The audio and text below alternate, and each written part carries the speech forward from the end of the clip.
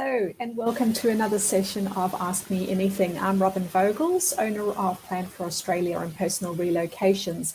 These sessions are about questions that have come across my desk, questions I've seen on social media, or just questions people have asked me during a consultation that I feel if I shared them would help others that might be in the same boat, let's say.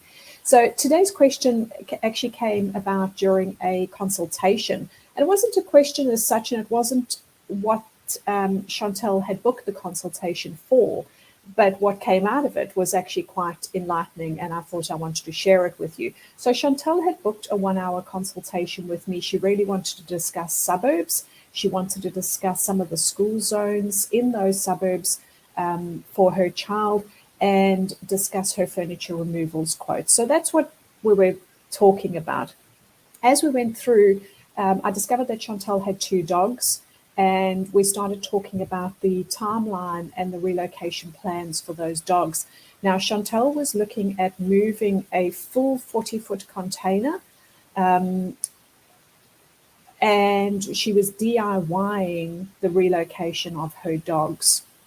By the end of the consultation, Chantel was no longer moving a 40-foot container, and she was getting professional advice to move her dogs, which she was very comfortable about. We had realigned her budget because the things that she was putting into her container, many of them were not items that she could even fit into a house in Australia, or they were perhaps too old, and by the time they got to Australia, she might have needed to replace them. So, for example, mattresses, pillows, things like that.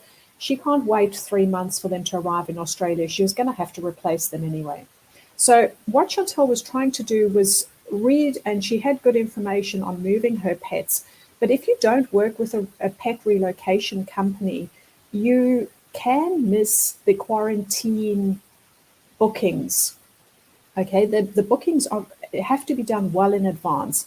If you don't get that quarantine booking in place, you could land up having to delay the pet's arrival, which could mess up all the blood tests and all the tiniest checkups that the dogs need to have. The other issue is that if you leave booking the quarantine late, you also potentially, in Chantel's case, she was leaving the booking of the actual flights for the dogs till quite later. And there are some restrictions. You can only book certain things once you've reached milestones within the rabies and the vet checkups. I understand that. But the problem is, if you book your flights last minute for the dogs, you're going to land up with, just like with humans, you're going to land up with more expensive flights, is the one issue. But also, as humans, you land up with those flights that are perhaps longer layovers, or perhaps not an airline that you would particularly like to be flying with. And let's face it, when you're flying to Australia, most times you can't do a direct flight. So where are your dogs going to be? In which country? Is that a country that is familiar and loving and understands pets that as much as you might? So don't leave things like dogs bookings for the last minute. You're going to delay getting them into quarantine.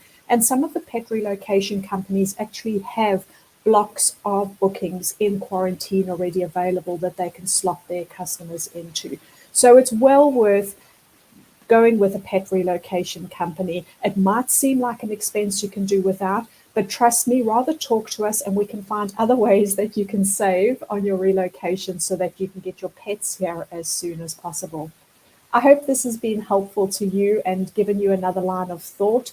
If you have any questions, please feel free to email them to us. You can email them to helpdesk@Plan for Australia or to info@Personnel Relocations.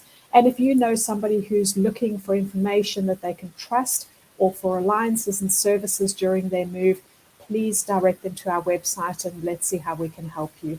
Thanks for your time.